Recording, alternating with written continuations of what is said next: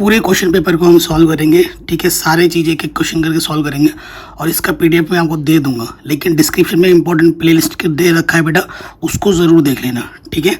Start कर दें question. देखो ये पूरा क्वेश्चन पेपर है आपके पास, ये हमारा पूरा क्वेश्चन पेपर है। मैं आपको पहले पूरा क्वेश्चन पेपर दिखा देता हूँ और सारे क्वेश्चन पेपर को हम अभी डिटेल में सॉल्व करने वाले हैं, ठीक है। सारे क्वेश्चन ये जो भी हैं बेटा, एक आपके एग्जाम से रिलेटेड प्रॉब्लम्स हैं जिनको हम एक एक करके सॉल्व करेंगे। तो सबसे पहले अगर पार्ट की बात करें, कह रहे हैं सभी खंड हल करने आपको। प्रत्येक खंड में प्रत्येक प्रश्न के उत्तर 4 विकल्प दिए गए हैं, ठीक है। पहले जो कुछ 6 क्वेश्चन आपके एमसीक्यूज होंगे वो हम करेंगे, तो वो स्टार्ट कर रहे हैं अब हम। सो पहले क्वेश्चन पे मैंने लिख लिए, इनको कर दें। कह रहे हैं यदि P और Q दो धनात्मक पूर्णांक इस प्रकार है कि P का मान AB² है और Q का मान यह है और A और B आपकी अभाज्य संख्या है, तो एलसीएम क्या होगा। तो देखो बेटा मैं सॉल्यूशन करके बताऊंगा आपको। चूंकि P आपको क्या दे रखा है बेटा, AB², ठीक है। P आपको AB² दे रखा है। Q आपको क्या दे रखा है, Q दे रखा है आपको A⁻3B। आपको क्या निकालना है, एलसीएम। एलसीएम निकालना है P और Q का, ठीक है। सो A इसमें भी है, A इसमें भी है, तो A की अधिकतम घात निकालेंगे, ठीक है। यहाँ पे क्या जाएगा, एलसीएम अधिकतम घात लेते हैं और एचसीएफ में न्यूनतम घात लेते हैं। बी दोनों में बी की अधिकतम घात कितनी है, 2। सो आंसर आ जाएगा A³ B²। Option number C हमारा बिल्कुल सही हो जाएगा। आगे बढ़ते हैं। कह रहे हैं ये एक समीकरण है जबकि ABC वास्तविक संख्याएं हैं, दो चर x y का रैखिक समीकरण कहा जाता है। यदि रैखिक समीकरण तब कहा जाएगा ये जो A और B हैं, ठीक है, ये रैखिक समीकरण दो चरों में तभी बोला जाता है जब इनके क्या हो बेटा, x और y की डिग्री 1 हो।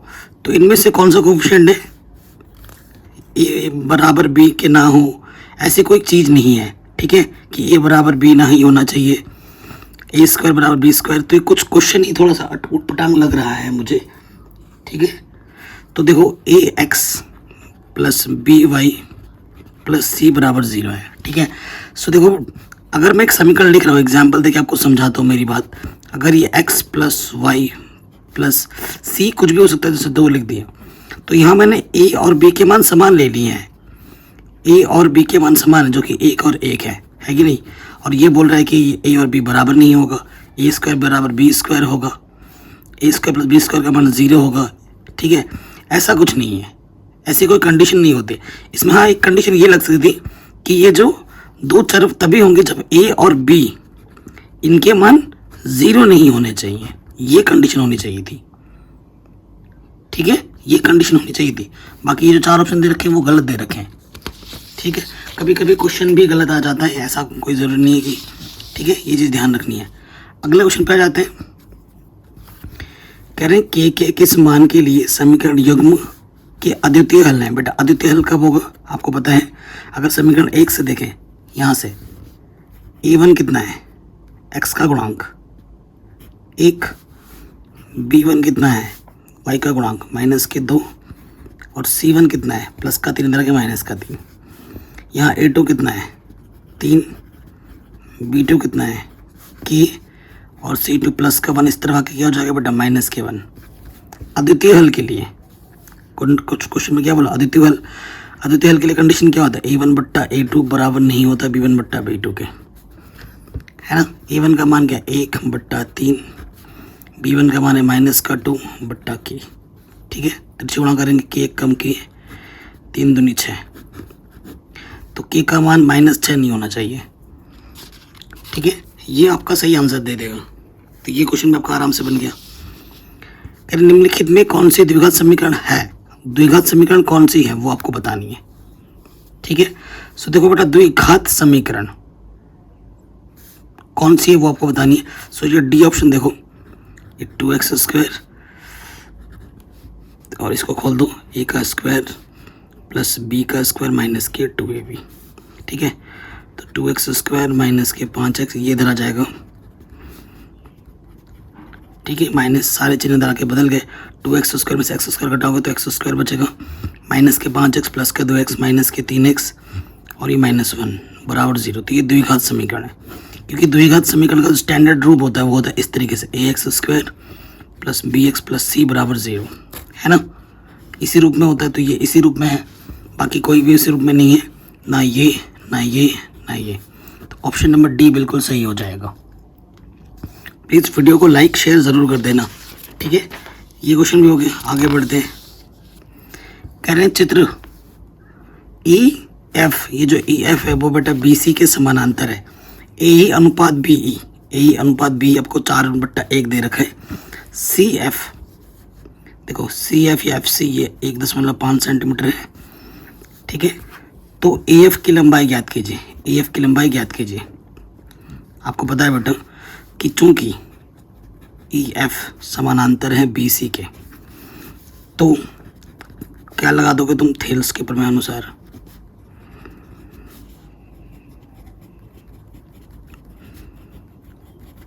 थेल्स के प्रमेय अनुसार क्या होता है बेटा, EE बट्टा EB किसके बराबर होगा, EF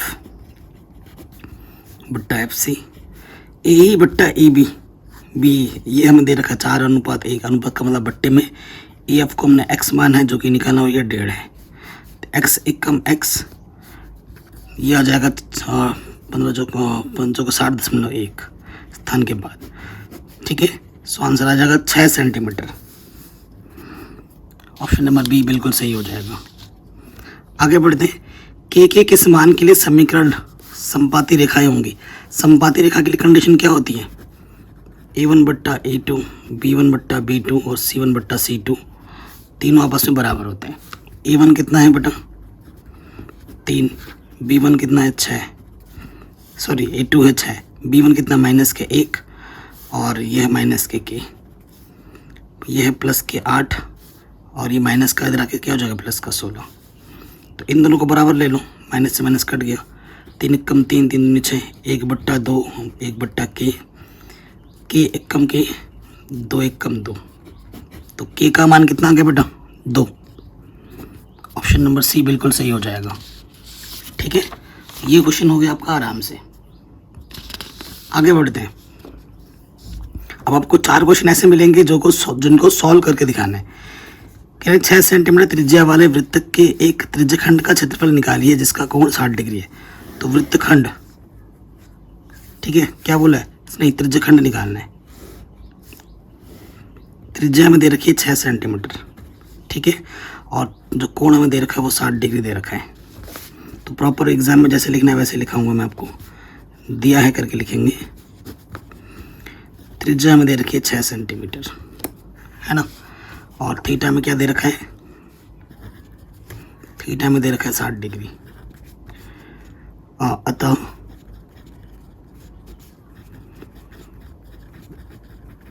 त्रिज्यखंड का क्षेत्रफल क्या होगा बेटा, थीटा बट्टे 360 गुणा πr²। थीटा का मान क्या है 60 बट्टे 360, पाई का मान क्या रखते हैं 22/7 जब तक ना बोला जाए। और त्रिज्या क्या है बेटा, त्रिज्या मेरे पास 6 है, 6 बार जाएगा, 6 से 6 कटा, 22 छंग 6 दूनी 12, हासिल लगा 6 दूनी 12 13/7। क्षेत्रफल है इसलिए सेंटीमीटर स्क्वायर लग जाएगा। आ गया आपका आंसर, ठीक है। अगला क्वेश्चन है कि भैया कॉट ए का मान ये है, तो इसका मान हल करके आपको एक ए दिखाना है, ठीक है। क्या दिखाना है, 1 दिखाना है। अच्छा ये कॉट दे रखा है ना, सो देखो बहुत ही सिंपल है, लेफ्ट हैंड साइड ले लो, क्या है बी सेक ए बट्टा ए कॉसेक ए। इसको हल करके एक लाना है। सेक को मैं लिख सकता हूँ 1/cos और कॉसेक को लिख सकता हूँ 1/sin। इसके गुणा इसके साथ भागा इसके गुणा इसके साथ, यही होता है कॉन्सेप्ट। ऊपर है बी साइन ए, नीचे है ए cos A come cos A, तो ये आ जाएगा बी बट्टा ए, साइन बट्टा कॉस क्या होता है 10a।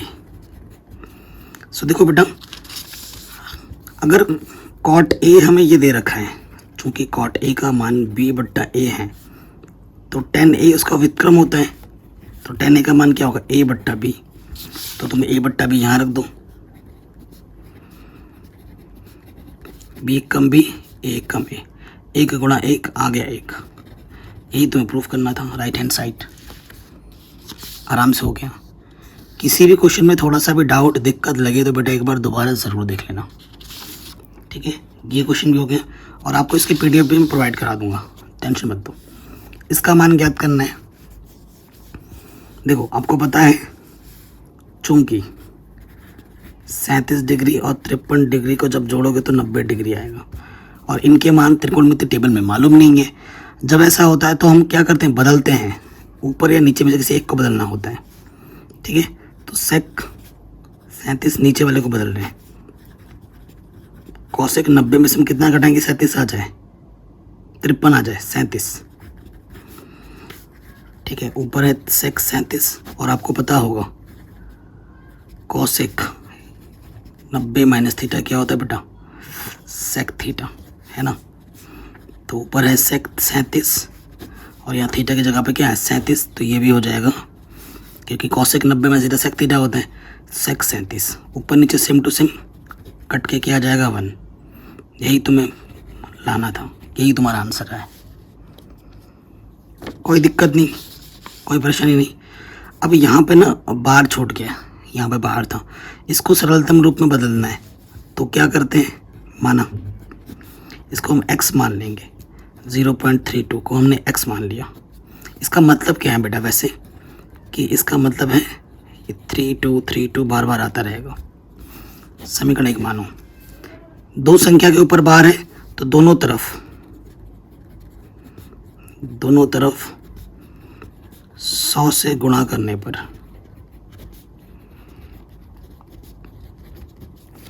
ठीक है, दोनों तरफ हम 100 से गुणा कर देंगे तो इधर हो जाएगा 100x और इधर 0.2 स्थान के बाद आ जाएगा 32.32, 32.32, ठीक है। ऐसा चलता रहेगा। ये समीकरण 2 है। अब आपको क्या करना है, समीकरण 2 में से समीकरण 1 को घटा देना है, ठीक है। सो क्या होगा बेटा, 100x इधर आ जाएगा 32.32, ये तो चलता रहेगा। और एक क्या है, ये चीज़ है, इधर सेम टू सेम है और यहाँ x घटाएंगे तो 100 में से 1 घटाएंगे तो 99x और इधर टू इधर सेम, इधर आ गया 0 और 32 में से 0 घटाएंगे तो 32 आ जाएगा। सो ये 99 गुणे में इधर आके 32 में आ जाएगा, तो ये x का इसका सरलतम रूप आ गया, ठीक है। ये हमारा आंसर आएगा। कोई दिक्कत कोई परेशानी हो तो बेटा वीडियो को एक बार दोबारा ज़रूर देखना है, ठीक है। आशा करता हूँ ये क्वेश्चन भी आपको समझ में आ गया होगा। अच्छा, अगले क्वेश्चन में आते हैं। कह रहे सभी खंड करने हैं आपको, ठीक है। कह रहे दिए गए चित्र में ABC के आधार BC के समांतर PQ रेखा है। यदि PQ और BC 1:3 में हो तो AP कहाँ है बेटा, AP का अनुपात AP और PB का अनुपात ज्ञात कीजिए, ठीक है। सो देखो बेटा, बहुत ही सिंपल सा क्वेश्चन है। चूंकि PQ समानांतर है BC के, अतः सीधी सी बात है, ये छोटा वाला त्रिभुज और ये बड़ा वाला त्रिभुज आपस में समरूप होंगे। त्रिभुज APQ समरूप होगा त्रिभुज ABC के। और जब दो त्रिभुज आपस में समरूप होते हैं तो उनके संगत भुजाओं का अनुपात AP बट्टे AB। अच्छा, हमसे क्या पूछा गया है, PQ और PC 1:3 दे रखा है हमें, AP और PB का अनुपात हमें ज्ञात करना है। चलो ठीक है, देखते हैं AP और PB, ठीक है। फिर इसका PQ और BC, छोटे वाले का PQ और ये है BC, और AQ और ये है QC, ये बराबर होते हैं, तीनों भुजाओं का अनुपात बराबर होते हैं। सो देखो बेटा, अगर हमें निकालना है तो वैसे ये चीज़ और ये चीज़, लेकिन अगर इन दोनों को देख लिया जाए, AP AP और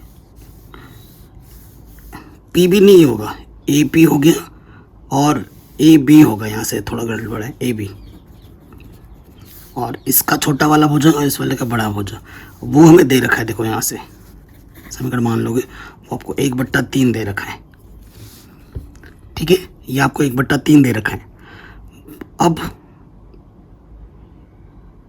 अब देखो यहाँ से एक लॉजिक लगाओ, लेकिन आपसे क्या बोल रहा है, इसका मतलब क्या, अनुपात का मतलब क्या होता है कि ये 3 टुकड़ा है, ठीक है, AB टोटल 3 टुकड़ा है और AP 1 टुकड़ा है, तो PB कितना टुकड़ा होगा, क्योंकि एक ही लाइन में है ना।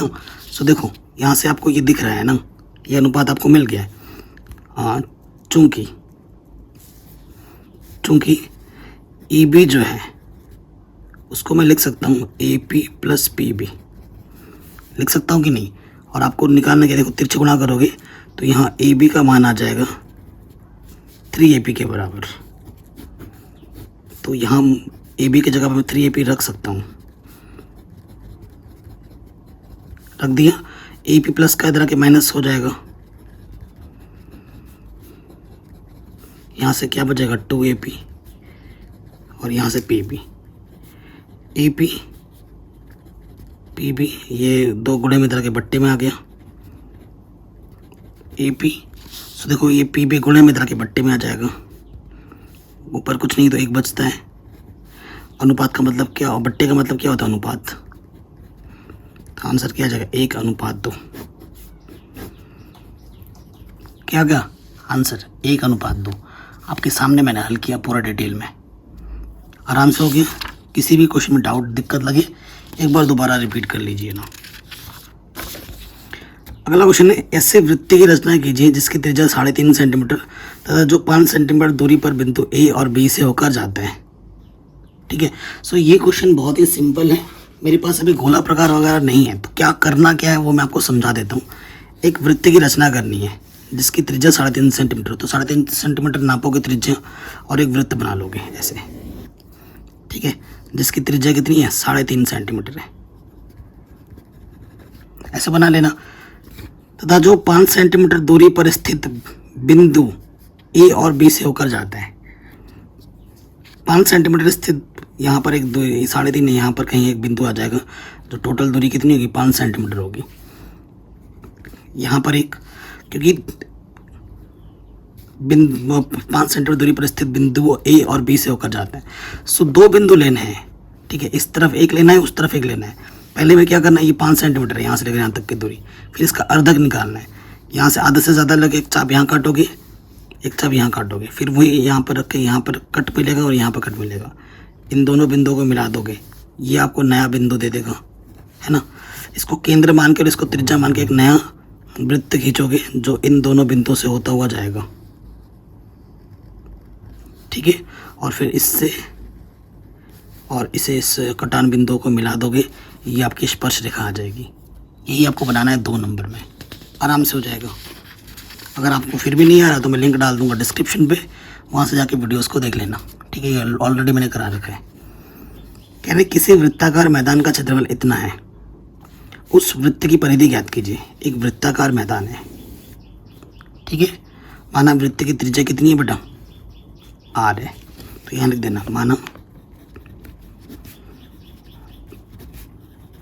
वृत्त की त्रिज्या R सेंटीमीटर है, ठीक है।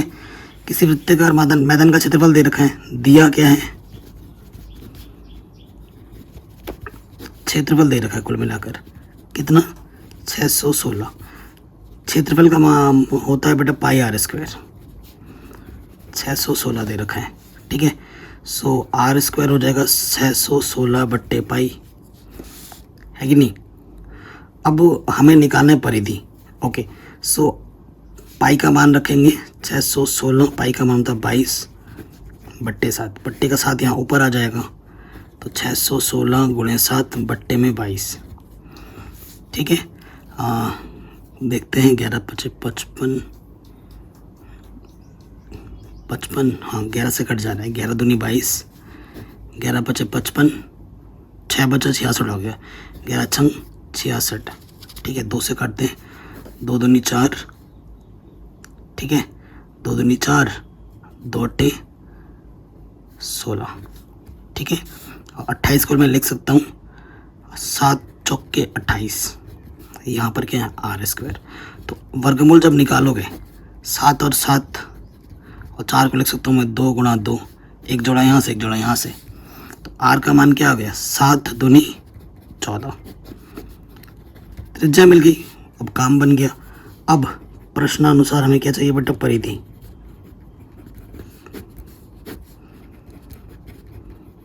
परिधि बराबर सूत्र क्या होता है 2 पाई आर, पाई का मान 22/7 और त्रिज्या में दे रखी है 14, 7 दूनी 14, 2 दूनी 4, 22 चौके 88 सेंटीमीटर।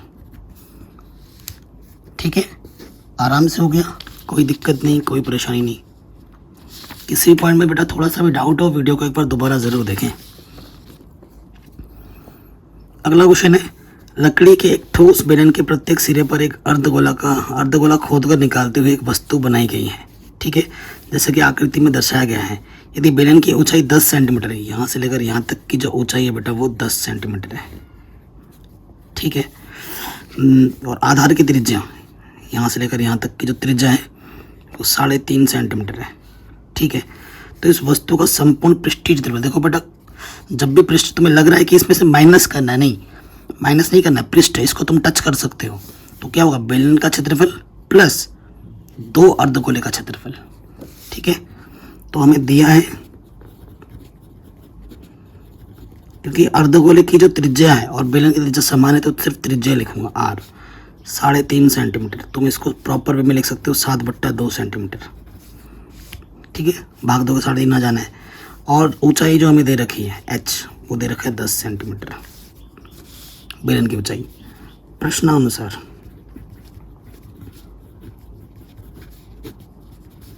क्या बेटा, संपूर्ण पृष्ठीय क्षेत्रफल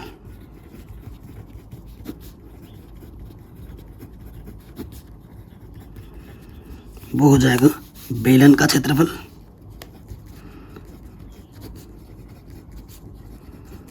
ठीक है, और इधर से भी एक अर्धगोला है, इधर से भी एक अर्धगोला है, तो 2 + 2 अर्धगोले का क्षेत्रफल।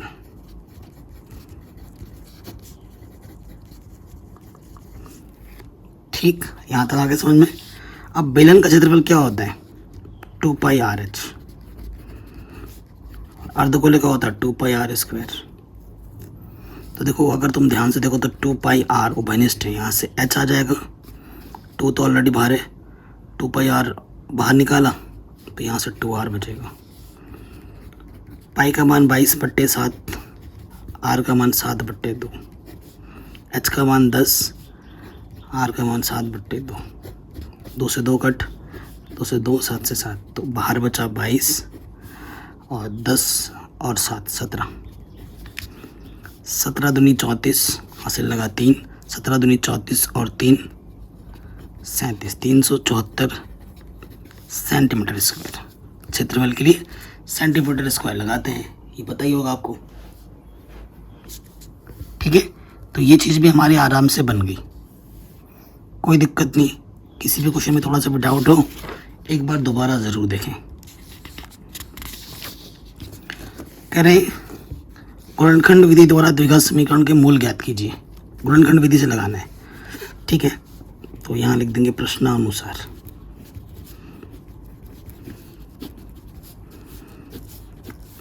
क्या है बेटा, यहाँ पर 3x² 2√6x + 2 गुणनखंड विधि बोला है तो उसी विधि से ही निकालना है। क्या करते हैं, इसकी और इसकी गुणा करते हैं पहले। सर्वप्रथम 3 दूनी 3 गुणा 2 6, ऐसी 2 संख्या लेनी है जिनको गुणा करें तो 6 आए और जोड़े तो 2 √6 आए। तो √6 गुणा √6 6 आता है, √6 + √6 2 √6, सिंपल। तो यहाँ आ जाएगा 3x²। ठीक है, यहाँ √6x + √6x। ठीक है, अब हम क्या करेंगे, माइनस अंदर गुणा कर देंगे।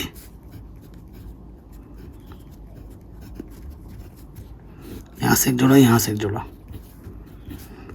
ठीक है, तो इधर से देखो बेटा 3 उभयनिष्ठ है, x² x है तो यहाँ से x उभयनिष्ठ है। तो यहाँ से x बचेगा और यहाँ से अंडर रूट 6। यहाँ से देखो बेटा क्या ओवरनिस्ट है, कुछ भी नहीं, कुछ भी क्यों नहीं है यार, ऐसा तो हो ही नहीं सकता। ठीक है, और कर सकते थे वैसे, ओवरनिस्ट और निकल ले सकता है। 3 थोड़ी ना आएगा ओवरनिस्ट यहाँ से, है ना, 3 नहीं आएगा। देखो थोड़ी सी गड़बड़ हो गई हमसे। अंडर रूट 6 को मैं लिख सकता हूँ क्या, अंडर रूट 2 गुणा अंडर रूट 3 लिख सकता हूँ ना। तो यहाँ से 3 नहीं, सिर्फ अंडर रूट 3 ओवरनिस्ट आएगा। तो यहाँ से अंडर रूट 3 ओवरनिस्ट आएगा, यहाँ अंडर रूट 3 बचेगा और x बचेगा। अंडर रूट 3 बाहर निकाल लिया, 2 बचेगा। यहाँ से भी वही हाल है, तो सिर्फ अंडर रूट 2 आएगा, क्योंकि 2 को लिख सकता हूँ अंडर रूट 2 गुना अंडर रूट 2। अंडर रूट 2 बाहर निकालेंगे तो अंडर रूट 3 बचेगा इधर से, और यहाँ से अंडर रूट 2। प्लस नहीं लगाएंगे क्योंकि बाहर माइनस है तो साइन चेंज हो जाएगा, ये माइनस आएगा। ये चीज़ और ये चीज़ बराबर होनी चाहिए तभी सही होगा। अगर बराबर नहीं आ रही तो आपने गड़बड़ किया है, और जो ओवरनिस्ट निकाल है वो दूसरे ब्रैकेट में आ जाएगा। देखिए ये 2 चीज़ सेम आ रही है लकीली, यानी कि मूल समान है। इसको 0 मानेंगे, under root 3x minus root 2 equal to 0। तो माइनस का आके इधर के प्लस का हो जाएगा, और ये गुणे में इधर के बट्टे में हो जाएगा। ठीक है, ये दूसरा भी वही आ जाएगा, दोनों समान मूल, क्योंकि दोनों सेम टू सेम है, तो दूसरा भी वही आ जाएगा। ठीक है, कोई दिक्कत कोई परेशानी हो तो वीडियो को एक बार दोबारा ज़रूर देखना है। ठीक है, हो गए बच्चों, अगले क्वेश्चन पे आते हैं। कह रहे के मान ज्ञात कीजिए जिनके लिए समीकरण का निकाय। ये 2 समीकरण दे, एक 2 कंडीशन दे, अद्वितीय हल हो कोई हल ना हो, दोनों केस में आपको हल निकालना है। ठीक है, तो देखो बेटा कैसे होगा। पहले केस में आ जाते हैं, चूँकि अगर आप देखोगे तो A1 कितना है K, B1 कितना है 2, और C1 प्लस के 5 इधर के माइनस के 5 होगा। A2 यहाँ से 3, B2 यहाँ से y का गुणांक 1, और प्लस का इधर के माइनस का 1 होगा। ठीक है, पहले केस में आ जाते हैं। यदि अद्वितीय हल हो, ठीक है, अद्वितीय हल हो, तो अद्वितीय हल होने की स्थिति क्या है बेटा, A1 बट्टा A2 बराबर नहीं होता है B1 बट्टा B2 के। A1 कितना है कि B2 कितना है 3, B1 कितना है 2, और यह है 1। ठीक है, 3 से गुणा करेंगे, K 1 कम K 3 दूनी 6, तो K का मान 6 नहीं होगा पहली स्थिति में। अब आ जाते हैं द्वितीय केस में, कोई हल ना हो, कोई हल ना हो।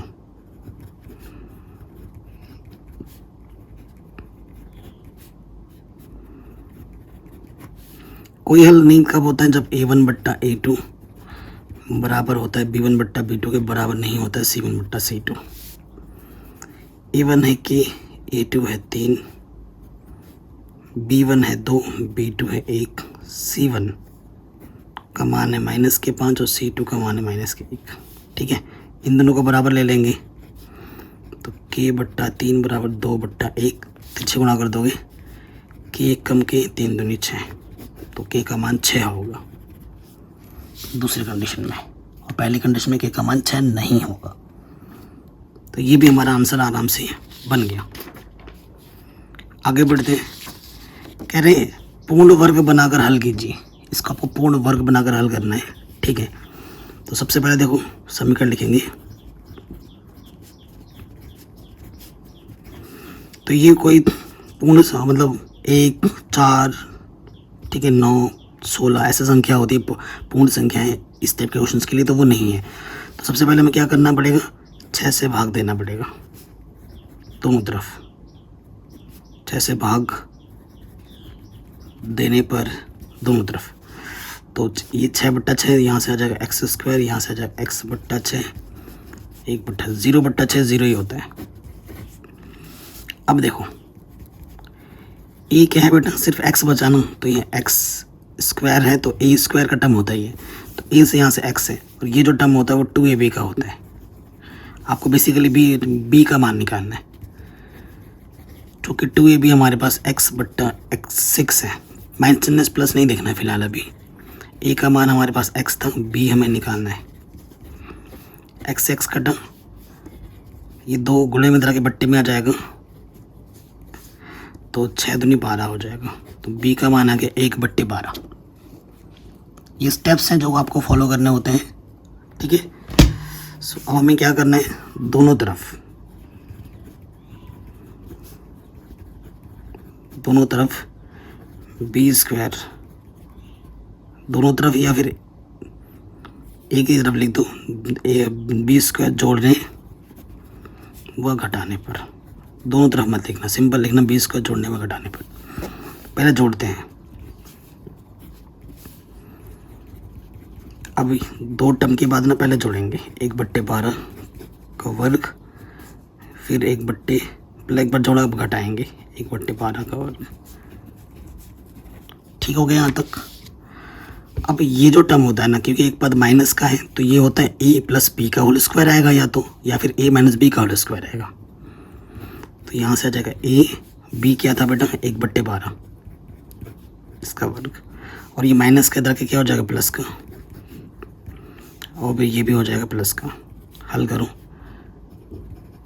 1 का वर्ग 1, लॉसअप क्या आ जाएगा, 6 दूनी 12 कट जाएगा, 144 आ जाएगा। 6 दूनी 12, 6 चौके 24 आ जाएगा, ठीक है। 24 से कम 24, तो ये आ जाएगा 25/144, ठीक है। अभी हमारे पास स्क्वायर, तो वर्गमूल लेना पड़ेगा। वर्गमूल लेंगे तो प्लस माइनस 25/144 हो जाएगी। 25 का वर्गमूल होता है 5, 144 का होता है 12। ये चीज़ आ गई मेन, ठीक है। अब आपको क्या करना है, एक बार प्लस में लेना है और एक बार माइनस में लेना है, कोई दिक्कत नहीं। प्लस में लेने पर, प्लस चिन्ह लेने पर,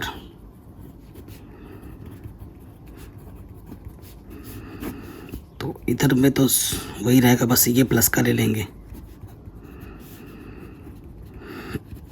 माइनस का इस तरह के क्या हो जाएगा बेटा, प्लस का। नीचे समान है, ऊपर वैसे का वैसा जुड़ जाता है। 6/12, 6 कम 6, 6 दूनी 12, तो x का मान आ गया 1/2,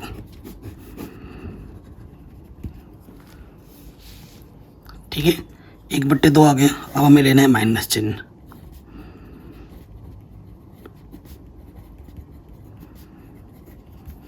माइनस चिन्ह ले लेंगे तो यह आ जाएगा x - 1/12, और यहाँ है माइनस के,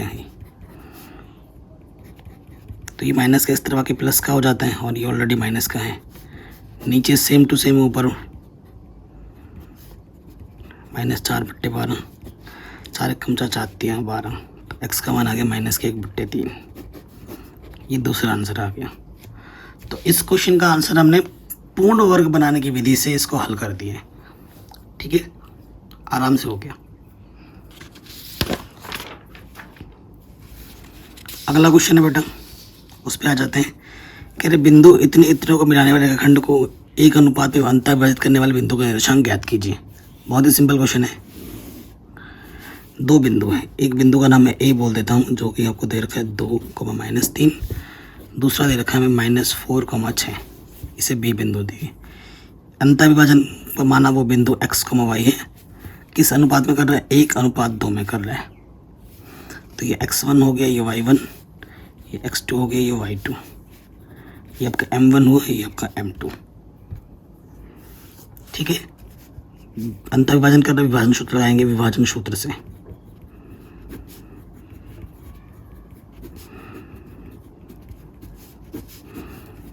x बराबर सूत्र क्या होता है, m1 x2 m2 x1 m1 + m2, ठीक है।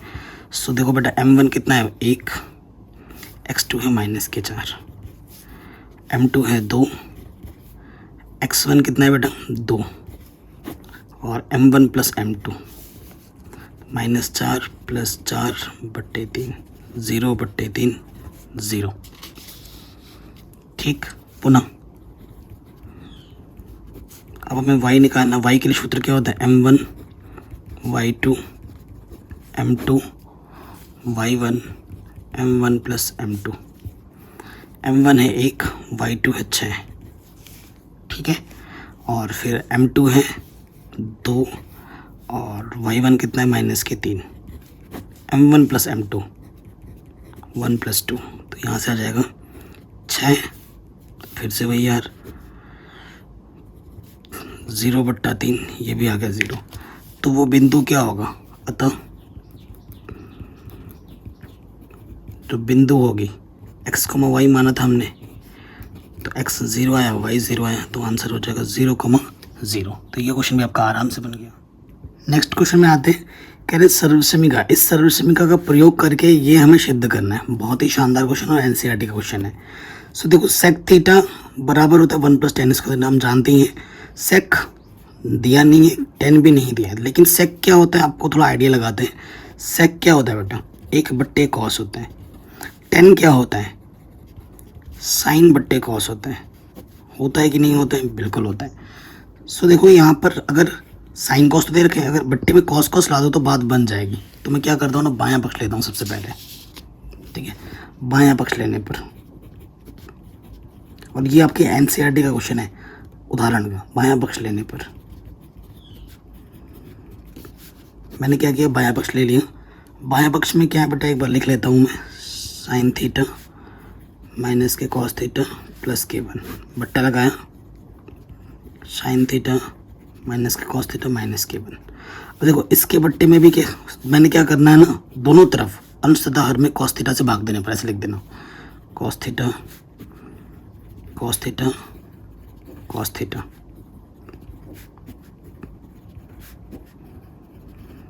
ठीक है, हर टर्म में मैंने भाग दे दिया। अब देखो बेटा, साइन अपॉन कॉस क्या होता है? tan theta. कॉस बट्टा शॉर्ट ये कटा, 1/cos क्या होता है? sec theta. साइन बट्टा कॉस tan थीटा, ये -k1। क्वेश्चन में कुछ गड़बड़ी तो नहीं है? नहीं, फिलहाल तो नहीं दिख रहा है। और ये हो जाएगा 1/cos, तो क्या होता है? sec theta. ठीक है, थोड़ा सा और ढंग से लिख लेते हैं। अब आपको एक मैं ट्रिक बताता हूँ, क्योंकि प्रयोग करना है ना। प्रयोग क्या करना है, देखो बेटा, sec स्क्वायर थीटा बराबर है 1 + tan स्क्वायर थीटा, यही है। तो ये प्लस का इधर के क्या हो जाएगा? माइनस का हो जाएगा, और यहाँ बचेगा 1। यानी कि क्या है ना, कि जहाँ जहाँ 1 है वहाँ पर तुम ये मान रख सकते हो। तो 1 तो बेटा 2 जगह है, क्या दोनों जगह पे मान रखना है? नहीं, एक जगह रखना है। अब हिंट कैसे मिलेगा कि कौन सी जगह रखना है? तो भाई देखो, नीचे प्रूफ करना है, तुम सिर्फ नीचे में रखोगे, ऊपर नहीं रखोगे। और ऊपर तुम्हें 1 चाहिए, यानी कि ये सारा पद कट जाएगा, तो उस पर कुछ हल नहीं करना है। ये आइडिया लग गया हमें। सो वही काम करेंगे हम, ऊपर कुछ नहीं करना है। ऊपर आप वैसे का वैसे लिखते रहो, क्योंकि वो कट जाना है।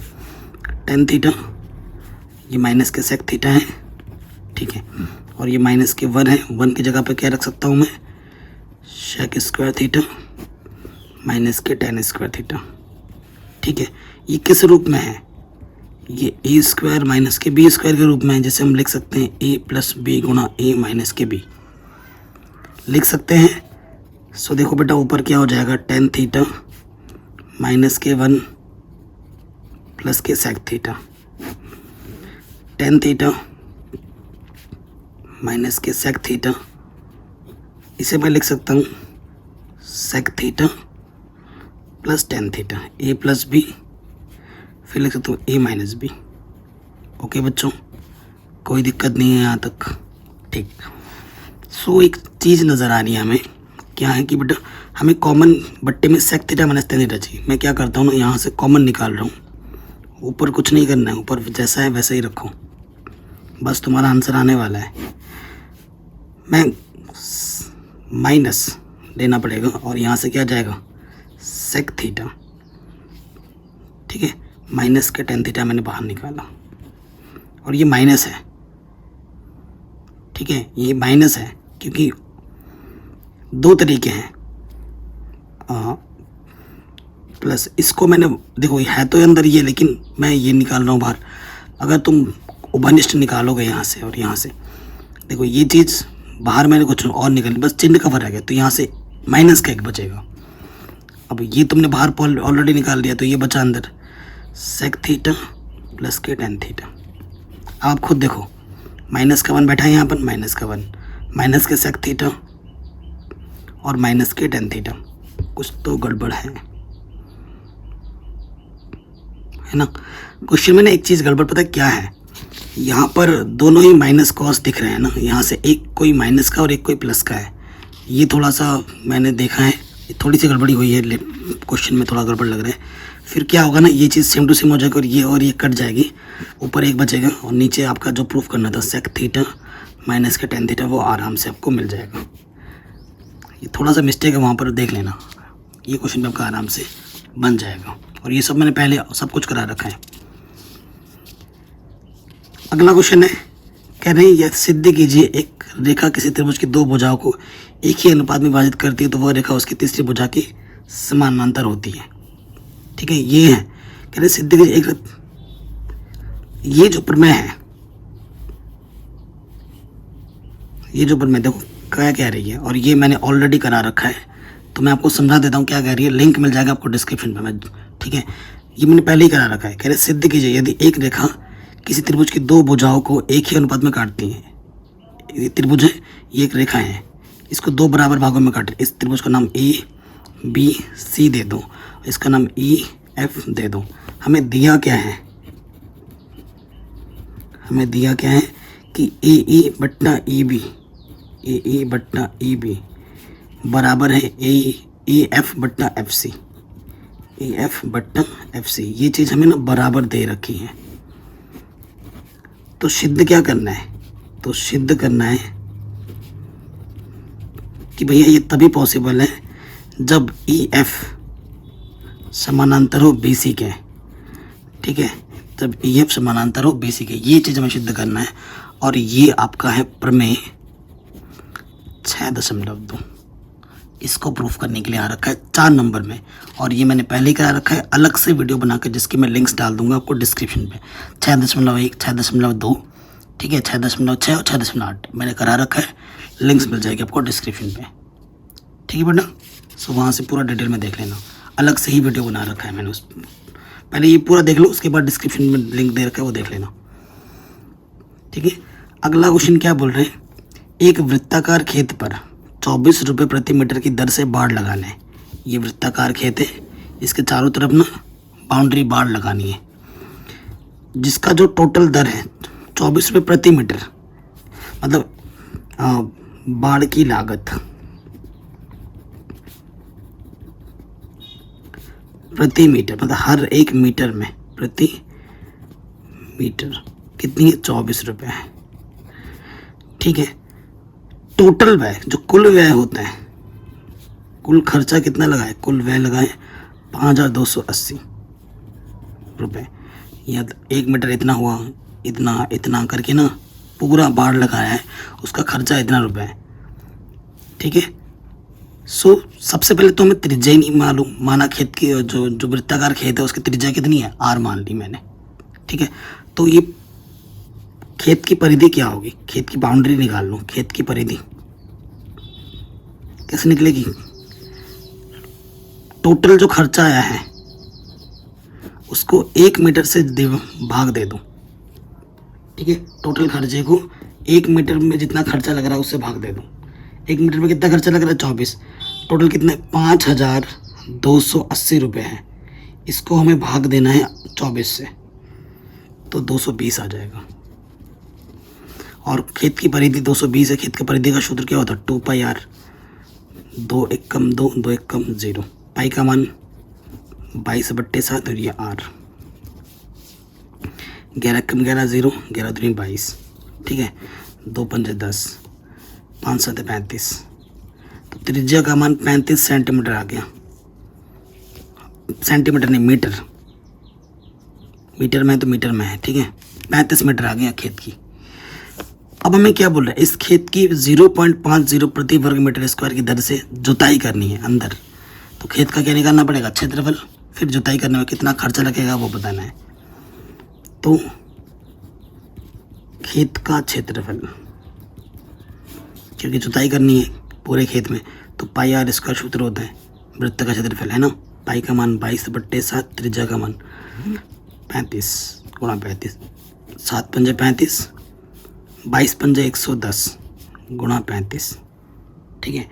सो आपको 35 को गुणा करना है 110 से, तो यह आ जाएगा 3850 मीटर स्क्वायर, ठीक है। इतना आ गया। चूंकि 1 मीटर स्क्वायर खेत की जुताई में खर्च कितना है, क्वेश्चन में दे रखा है 0.5 रुपये, इसीलिए 3850 मीटर स्क्वायर खेत की जुताई में खर्च क्या हो जाएगा, गुणा कर देंगे। एक टॉफ़ी की कीमत 2 रुपये है, तो 4 टॉफ़ी की कीमत क्या होगी, गुणा कर देंगे। तो हमें गुणा करना है 3850 को 0.50 से। सो आंसर आ जाएगा 1925 रुपये देने पड़ेंगे आपको खेत की जुताई करने में, ठीक है। ये क्वेश्चन आपका आराम से बन गया। थोड़ा सा भी डाउट दिक्कत लगे तो एक बार वीडियो को दोबारा ज़रूर देख लें, आराम से हो गया। ऐसे क्वेश्चन हमने ढेर सारे कर रखे हैं पहले ही। अगला प्रूफ है 4 नंबर में, सिद्ध कीजिए कि 7√5 एक अपरिमेय संख्या है। तो मान लेंगे उल्टा, माना 7√5 एक परिमेय संख्या है।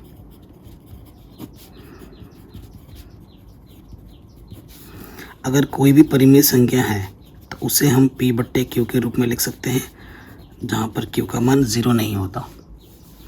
इसके बट्टे, अब लॉजिक क्या है बेटा, अंडर को एक तरफ रखो, बाकी सबको दूसरी तरफ। ये गुणे में है, इधर आके क्या हो जाएगा, बट्टे में। तो इसको प्रॉपर वे में लिख देते हैं P/7Q। आपको पता है परिमेय संख्या को परिमेय संख्या से गुणा करें, भाग करें, जोड़े, घटाएं, परिमेय ही रहता है। तो वही चीज़ लिखना है। चूँकि P/7Q एक परिमेय संख्या है,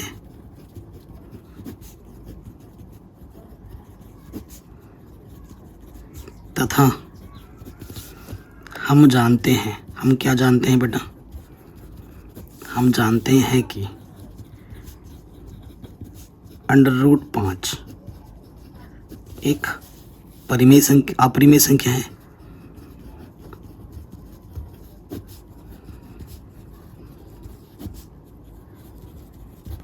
ठीक है, ये चीज़ हम जानते हैं बेटा, ये अपरिमेय संख्या है, ये परिमेय संख्या है। तो क्या परिमेय संख्या और अपरिमेय संख्या बराबर हो सकती है? कभी नहीं हो सकती। यहाँ तो बराबर दिखा रहा है, तो हम क्या लिखेंगे, अतः समीकरण 1 से कि जो √5 है वो बराबर नहीं होगी इसके, ठीक है, बराबर नहीं है। अर्थ इसका मतलब क्या आ गया, हमने जो माना है, अतः हमारी अवधारणा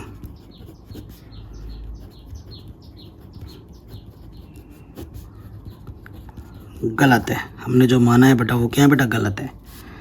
इसलिए 7√5 एक अपरिमेय संख्या है।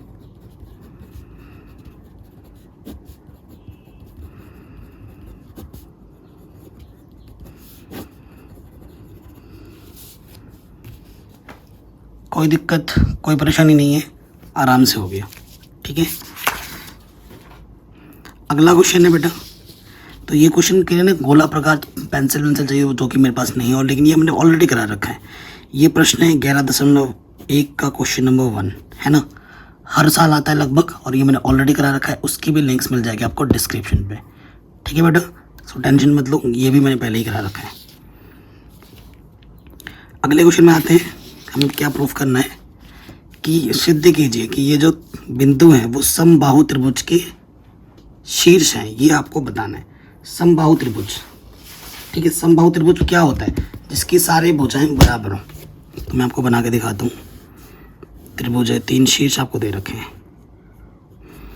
ये A है, A, B है, -A, और C है आपका बेटा माइनस के ए अंडर रूट 3 प्लस के ए अंडर रूट 3। कोई दिक्कत कोई परेशानी नहीं है। आपको पता है चूंकि दो बिंदुओं के बीच की दूरी, क्योंकि एक बिंदु है एक बिंदु है, बीच की दूरी निकालनी पड़ेगी ना इन सब की, तो वो क्या होती है under root x1 minus x2 का वर्ग y1 माइनस y2 का वर्ग, या फिर इसको हम ऐसे भी लिख सकते हैं x2 माइनस x1 का वर्ग y2 माइनस y1 का वर्ग। बात एक ही है, आंसर एक ही आएगा। तो पहले निकाल देंगे अतः ए और बी के बीच की दूरी, ठीक है। x1 माइनस माइनस क्या हो जाएगा प्लस x2 का वर्ग, y1 minus minus plus y2 का वर्ग, ए और ए 2a का वर्ग 2a का वर्ग, यहाँ से आ जाएगा 4a स्क्वायर 4a स्क्वायर, ठीक है। तो आ जाएगा 8a स्क्वायर। सो यहाँ अब प्रॉपर लिख सकते हैं 2 अंडर रूट 2 ए, 8 का वर्गमूल 2 अंडर रूट 2 होता है, ए स्क्वायर का ए मात्रक, समीकरण 1, ठीक है बेटा। ये आपका अब मिल गया आपको ए बी। अब आपको निकालना है बी सी। तो कैलकुलेशन और कुछ नहीं है, ये क्या है बेटा, ये माइनस का ए माइनस माइनस क्या होता है प्लस ए अंडर रूट 3, फिर से वही चीज़ माइनस का ए प्लस ए अंडर रूट 3, ठीक है। सेम टू सेम चीज़ है, हम देख पा रहे हैं। तो अंडर रूट नहीं, ये घटेगा नहीं, खोल देंगे ए का स्क्वायर बी का स्क्वायर माइनस का 2a, पॉइंट सही है ना, ठीक है। 2ab 2ab, फिर से वहीं पर यहाँ हो जाएगा ए स्क्वायर, बस पॉइंट सही दे रखे हूँ, बी स्क्वायर माइनस के 2ab।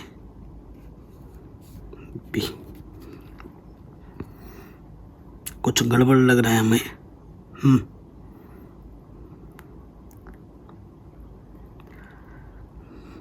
देखो 3 square 3 square 6 square 7 square 8 square, तो यहाँ से आ गया 8a स्क्वायर, और 2 under root 3 2 under root 3 minus के 4 अंडर रूट 3 a स्क्वायर, ठीक है। यहाँ से a स्क्वायर से तो a बाहर आ जाएगा, 4 ओबनिश ले को यहाँ से 4 से बाहर 2 आ जाएगा, तो यहाँ क्या बचा 4 दूनी 2 स्क्वायर, और यहाँ माइनस के अंडर रूट 3 ए स्क्वायर तो बाहर। तो ये तो बात बन नहीं रही है। इसका मतलब क्वेश्चन के ये जो पॉइंट्स है ना, यहाँ मुझे डाउट लग रहा है, यहाँ से एक माइनस होगा या फिर एक प्लस होगा, ठीक है ना। कुछ गड़बड़ कर रखा है क्वेश्चन में। कॉन्सेप्ट समझ में गए ना, मेन चीज़ है कॉन्सेप्ट। क्या करना था, ए बी निकालना था, बी सी निकालना था और ए सी निकालना। समबाहु बोल रहे हैं तो तीनों बीच की दूरी बराबर आती, तो समबाहु हो जाता, ठीक है। आई थिंक क्वेश्चन में थोड़ा सा गड़बड़ी है। आगे आते हैं नेक्स्ट क्वेश्चन में। आलेखीय विधि यानी कि ग्राफ खींचने का क्वेश्चन हर साल आता है, ठीक है। ग्राफ की विधि से हल करके आपको इसका आंसर लाना है, ठीक है। तो ये समीकरण 1 और ये समीकरण नंबर 2।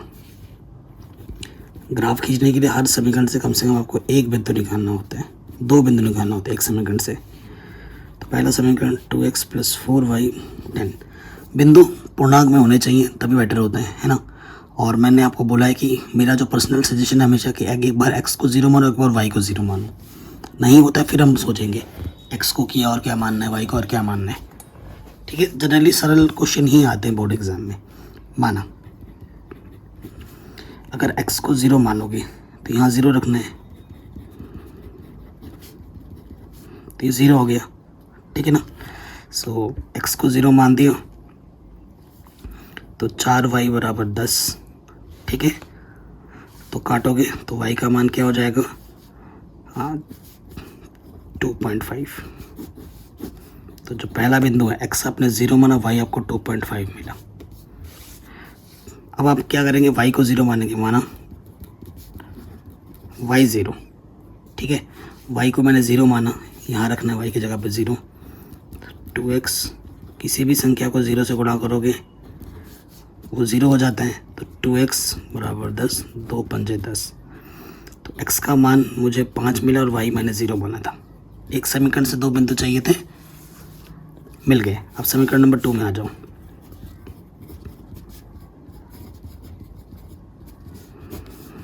ठीक है, क्या है एक बार लिख लेते हैं, 3x प्लस 6y बराबर 12। थोड़ा और सरल कर सकते हैं,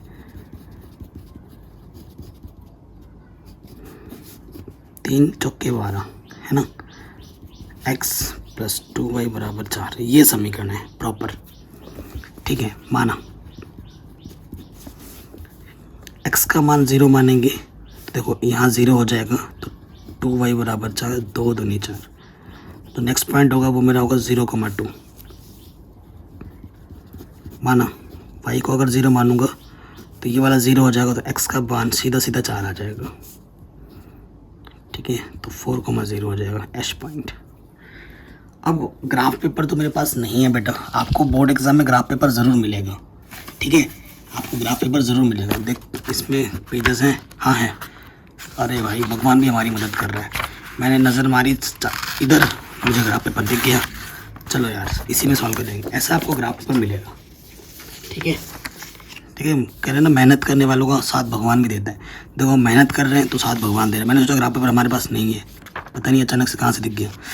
चलिए, तो सबसे पहले कोई पॉइंट माइनस में है नहीं है, तो यार स्केल नहीं है। अब एक दिक्कत ये हो रही है, चलो वो देखेंगे।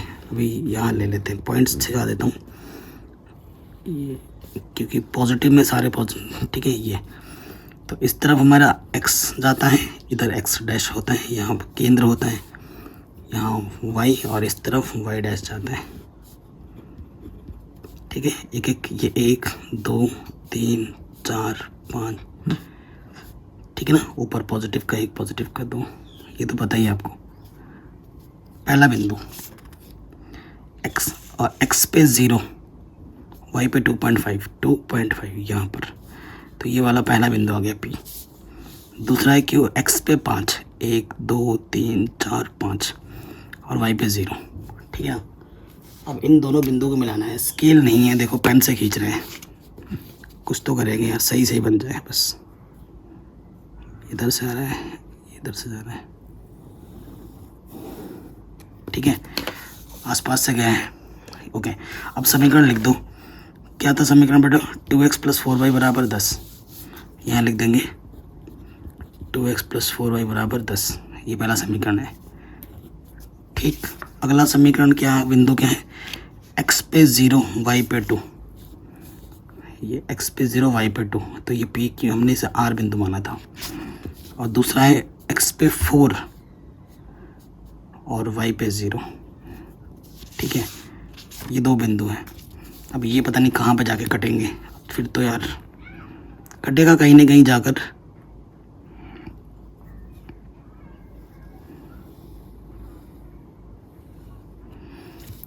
अब ये ना लंबा आगे जाके कहीं कटेगा, इस लेखा को आगे बढ़ा दोगे। रैखिक समीकरण हम देख रहे हैं, तो ये समांतर रेखा आ रही है, इसका कोई हल नहीं है। देखो ये समांतर रेखा बन रही है, अब थोड़ा सा लॉजिक लगाओ। चेक करने का भी चेक कर सकते हैं, A1 बट्टा A2 निकालो, जो कि ये 2 बट्टा 3। ठीक है, B1 बट्टा B2 निकालो, 4 बट्टा 6, यानी कि ये भी है 2 बट्टे 3। और C1 बट्टा C2 निकालो, जो कि माइनस के 10 बट्टे माइनस के 12। यहाँ से ना तुलना कर रहे हैं, सो आपको दिख रहा होगा, चूँकि A1 बट्टा A2 B1 बट्टा B2 बराबर नहीं है C1 बट्टा C2 के, तो ये कंडीशन किसकी होती है, समानांतर रेखा की। और समांतर रेखा का कोई हल नहीं होता है, कोई हल नहीं होगा। तो ये जब हम बना रहे हैं, देखो दो रेखा है, इस रेखा का नाम क्या लिख दो, ये है बटा 3x प्लस 6y बराबर 12। तो ये रेखा और ये रेखा जा रही है, कभी भी नहीं मिलेगी दो रेखाएं, ठीक है। समानांतर रेखाएं, समांतर रेखा का कोई हल नहीं होता, और ये असंगत भी होती है।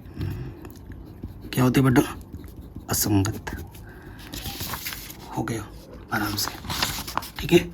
तो ये क्वेश्चन भी हमारा आराम से बन गया। आगे बढ़ते हैं। कह रहे हैं यदि ये बिंदु और ये बिंदु संरेख हैं तो इसको हमें सिद्ध करना है। ये चीज़ ला के दिखानी है।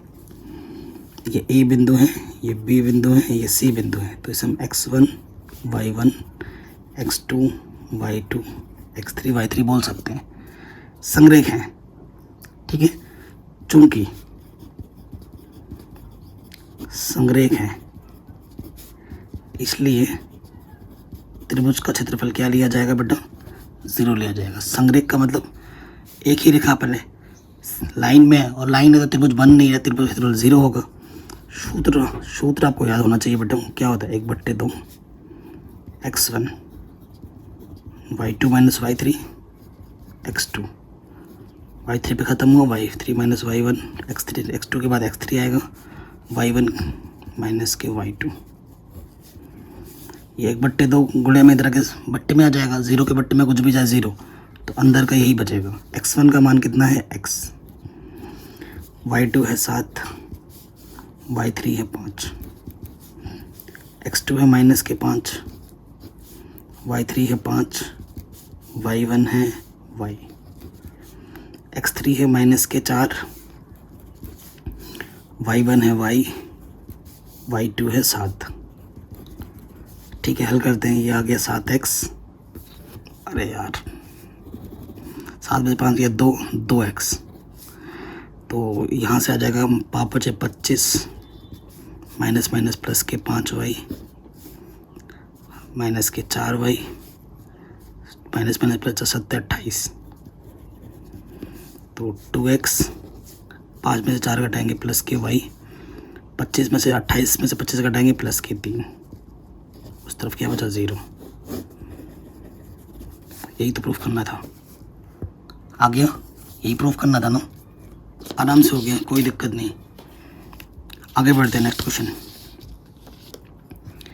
कह रहे हैं एक तंबू एक बेलन के आकार है। अब 6 नंबर के क्वेश्चन है सारे, जिस पर एक शंकु आधारोपित है। एक बेलन है,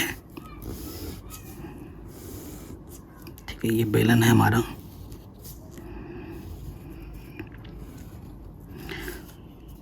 जिस पर एक शंकु अध्यारोपित है। शंकु है इसके ऊपर, ठीक है। यदि बेलन की भाग की ऊंचाई यहाँ से लेकर यहाँ तक की जो ऊंचाई है, ऊंचाई और व्यास 2.1 और 4 मीटर है। ऊंचाई आपकी 2.1 मीटर है और व्यास आपका 4 मीटर है, तो त्रिज्या कितनी होगी? 2 मीटर होगी। यहाँ से लेकर यहाँ तक ये 2 मीटर है, ठीक है। अध्यारोपित है मतलब बेलन की त्रिज्या और शंकु त्रिज्या बराबर है, तो त्रिज्या हमारे पास 2 मीटर आ गई, ठीक है। शंकु की त्रिज्या की ऊंचाई L 2.8 मीटर है, तो इस तंबू को बनाने में प्रयुक्त कैनवास का क्षेत्रफल ज्ञात कीजिए। तंबू के भीतर हवा का आयतन भी ज्ञात करना है, ठीक है। तंबू के भीतर हवा का आयतन के लिए आपको H चाहिए होगा तंबू का, ठीक है। इसको हम कैपिटल H बोलते हैं, इसको हम स्मॉल h बोल देते हैं। तो देखो बेटा, आपको कैलकुलेशन करनी पड़ेगी। H निकालना है ना आपको, तो √L² माइनस के R² होता है। तो L कितना है? 2.8 का स्क्वायर माइनस 2 का स्क्वायर, ठीक है। सो आपको कैलकुलेट करना है, 2.8 को गुणा कर देना है 2.8 से, सो ये आ जाएगा 7.84 और ये हो जाएगा -4, ठीक है। तो -4 जब करेंगे साथ में जाएगा 3.84, ठीक है। अब 3.84 का स्क्वायर रूट कितना होता है मैं देखता हूँ आइडिया, पीछे जोड़ा है 1 कम 1 घटाएंगे तो 2, 1 का डबल 2। अब यहाँ कुछ भी रखेंगे यहाँ हो जाएगा 3.84 है ना, 6 छंग 36 7 7 49 8 8 64, 8 से करके देखते हैं। 8 8 64, 6 8 दूनी 16 और 6 अट्ठे अट्ठे 64 से लगा 6, 8 दूनी 16, 16 अच्छे 22, पूरा पूरा नहीं जा रहा है ना। और 9 9 81, यही पॉसिबिलिटी, यानी कि दशमलव में आएगा, है ना। वर्गमूल आपका क्या आएगा, दशमलव में आएगा। सो देखते हैं।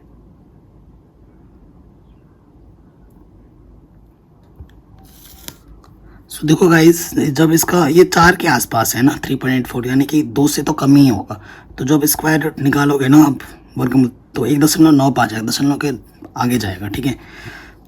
ये आंसर आ जाएगा। ये मेरा एच आ गया, ठीक है। दशमलव के 2 स्थान तक लिया मैंने, ज़्यादा नहीं लिया। ये मेरा एच है, ये मीटर है, ठीक है। ये एच क्या है बेटा, शंकु की ऊंचाई है, ठीक है। अब हमसे क्या बोल रहे हैं, इस तंबू को बनाने में प्रयुक्त कैनवास का क्षेत्रफल ज्ञात कीजिए। तो तंबू इधर से बना है और ऊपर से बना है, तो पहले पार्ट पे निकालते हैं कैनवास का क्षेत्रफल। तो वो चीज़ क्या होगी, कैनवास का क्षेत्रफल क्या होगा, तो बेलन का क्षेत्रफल प्लस शंकु का क्षेत्रफल, ठीक है। बेलन का क्षेत्रफल सूत्र होता है 2 पाई आर एच, एच कैपिटल वाला लिखा है। और शंकु का क्षेत्रफल क्या होता है बेटा, पाई आर एल।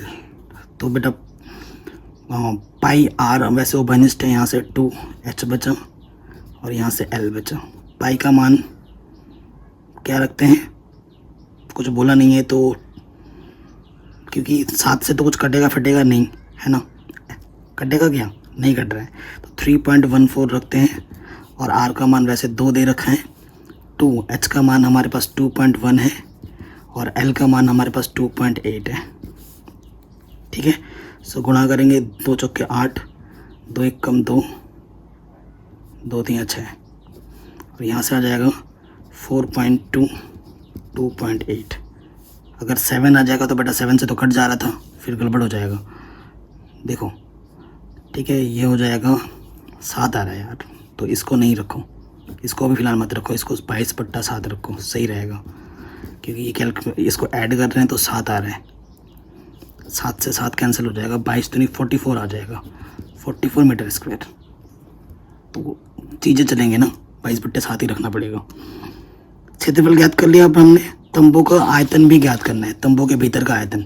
सो तंबू का आयतन क्या होगा, बेलन का आयतन प्लस शंकु का आयतन,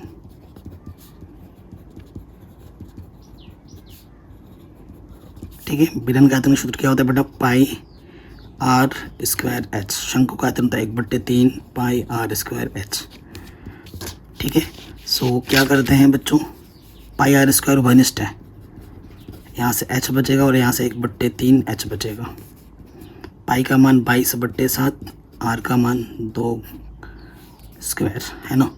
एच कैपिटल एच का मान 2.1 और स्मॉल एच का मान कितना आया था, 1.95 डिवाइडेड बाई 2, ठीक है। तो 1.95 को जब हम भाग दे देंगे 2 से, सो यहाँ से देखो बेटा 22 गुणा 4 88/7, और यहाँ से 2.1 भाग दोगे तो ये आ जाएगा 0.975, ठीक है। उस पर हमें ऐड करना है, क्या ऐड करना है, 2.1 ऐड कर दो तो ये आ जाएगा 88 गुणा, ऐड करेंगे तो आ जाएगा 3.075/7। इसको गुणा करना है 88 से, सो इसको जब ऐसा 88 से गुणा कर दोगे तो ये आ जाएगा। और फिर आपको क्या करना है, 7 से भाग दे देना है।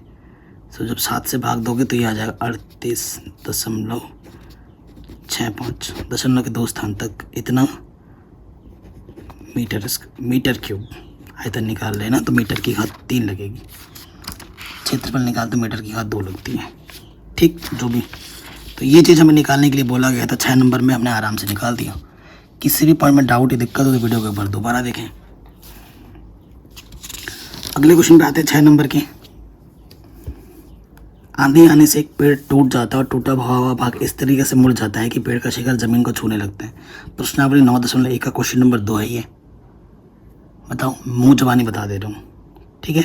सो इसे आप खुद कर लेना, एक्सरसाइज 9.1 क्वेश्चन नंबर 2, ठीक है। ऑलरेडी करा रखा है, लिंक्स मिल जाएगी डिस्क्रिप्शन पे। ये भी आपको खुद ही करना पड़ेगा, बाकी मैं करवा दूंगा क्योंकि इसके लिए मेरे पास चंदा वंदा नहीं है, और ये मैंने पहले ही करा रखे हैं अलग से वीडियो में। ये एक्सरसाइज 11.1 का क्वेश्चन नंबर 3 या फिर 4 है, जिसकी लिंक्स मिल जाएगी आपको डिस्क्रिप्शन प्ले लिस्ट की, वहाँ से देख लेना बेटा पूरा, ठीक है। आगे बढ़ते हैं, नेक्स्ट क्वेश्चन पे आ जाओ। और ये हमारा लास्ट क्वेश्चन है। अभी तक अगर आपको वीडियो पसंद आई तो प्लीज़ शेयर करें अपने दोस्तों के साथ दबा के। कहने 3 cot A अगर 4 है तो जांच कीजिए कि ये चीज़ इसके बराबर है या नहीं है, ठीक है। सो जांच करना है, कर लेते हैं। सो आपको पता है क्या बताया हमें कि 10, देखो cot A हमें क्या दे रखा है, ये 3 गुणे में इधर के बट्टे में आ जाएगा, तो 10 का मान क्या होगा, 10A का मान हो जाएगा 3/4, बदल देते हैं, है कि नहीं, ये हो जाता है। अब ये चीज़ हमारे पास है, 10 के आधार पर चित्र बना लो। 10 बराबर होता है लंब बट्टे आधार, ये लंब है और ये आधार है, तो लंब 3 है, आधार 4 है। पाइथागोरस प्रमेय लगाओगे तो कर्ण आपका 5 आ जाएगा, ठीक है। ये कर्ण है, लाला आम लाया कच्चा कच्चा आम, तो यहाँ से साइन होता है, यहाँ से कॉस, यहाँ से टेन, यहाँ से कॉसेक, यहाँ से सेक और यहाँ से कॉट, ठीक है। सो 1 चेक करते हैं, 10 का मान कितना है बेटा, 3/4, और यहाँ पर वही चीज़ है। कॉस का मान होता है आधार बट्टे कर्ण, आधार कितना है 4, कर्ण कितना है 5, फिर साइन लंब बट्टे आधार कर्ण, लंब कितना है 3, कर्ण कितना है 5। सो देखो यहाँ से आ जाएगा 1, 9/16, सेम चीज़ इधर। वैसे तो देखो 4 का वर्ग 16, 5 का वर्ग 25, इसके बट्टे में 25 है, इसके बट्टे में 25, लॉस ऑफ 25 आएगा, लॉस ऑफ आ जाएगा 16,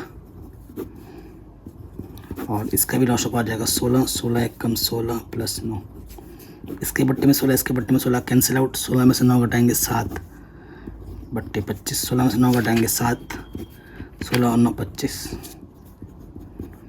तो दोनों तरफ आ गए बराबर, ठीक है। अतः left hand side right hand side के बराबर है। तो इस तरीके से ये पेपर हमने पूरा सॉल्व कर लिया है। अगर वीडियो अच्छी लगी हो तो प्लीज़ लाइक करें, डिस्क्रिप्शन में मैंने वीडियोस बना रखे हैं इंपॉर्टेंट, उनको ज़रूर देखें, वो बहुत इंपॉर्टेंट, बहुत ही ज़्यादा इंपॉर्टेंट, उनको ज़रूर देखें। ऐसे वीडियो अगर आपको और चाहिए तो हमें कमेंट करके बताएं, आपको और मिल जाएंगी।